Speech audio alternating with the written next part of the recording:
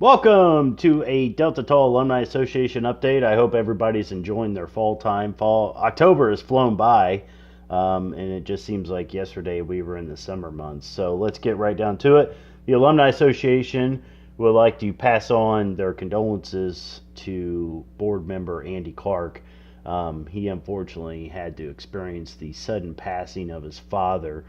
It's quite a shock to your system, as I've lost my own father, that when you lose your dad as a man, you start to reflect on certain things in your life. And Andy will be going through that, but he has the full support of the Alumni Association and brothers and friends alike and family. So we were able to send over some flowers and pay our respects that way. And it seems that through communication, he seems to be doing very well underneath the circumstances. So prayers to fellow brother Andy Clark, and we'll hopefully be seeing him here in a few weeks as he stops on by for a visit. Moving forward, the Alumni Association had a very active month of October with the chapter. They had their homecoming. Myself and before that, myself and Brother Veenstra went down to Indiana State on a Tuesday night, met with the new director, Mr. Jefferson.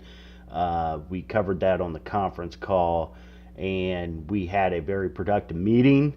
There were a lot of positives out of it, but with any new leadership change within an organization, you obviously have to wait to see what the end results compared to the talk.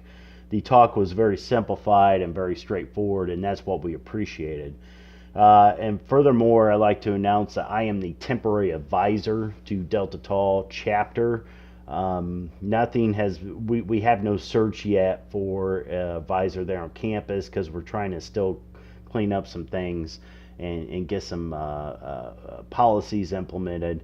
And I've also advised the chapter on policies and spoken with other IFC Greek Council employees there at Indiana State to set up various things. So they will be sending two new brothers to a nobleman retreat. It's just west of me on I-74. Delta Tall alumnus Michael Van Camp will be there in a national. He will be representing nationals. So we will have Delta Tall in full effect there from the active alumni side. We are also going to, let me see here, not much else with that. We also have an investment account update. Our investment is actually in the investing world, as Buff Dormeyer has taken over our investment fund. So it's not very often that an alumni association or any non-for-profit organization can say they are the real deal, as they have an investment account off to the side of their already annual budget. But you, the alumni, and the past work of board members have made this happen. We were just the board that made the final step in officially putting this to work in the investment world. So hopefully the economic compound interest will treat us well, and we will be following under the investment leadership of Buff Dormeyer. So once again, it shows how networking with alumni can help out personally and professionally. Let me see here. We had a conference call this past Tuesday, and there were some other people on the phone call because it was an open line conference call. Mr. Kurt Binder sent a message. Alumnus Nick Wilson, Michael Van Camp, and then nationally, Bill Hardebeck joined on, and they gave some input and they sent some messages. And just remember, this alumni association is for you and for the chapter. We have to make this work so both are not just coexisting separately but intertwining, and to make sure that the Sigma Tau Gamma message is spread across campus and on the alumni base. So we have a big announcement, and I just spoke to President Drake today, this morning. The big announcement is we are in preparation of formal 2020, and that will be in April. Right now, tentative date of April 2020.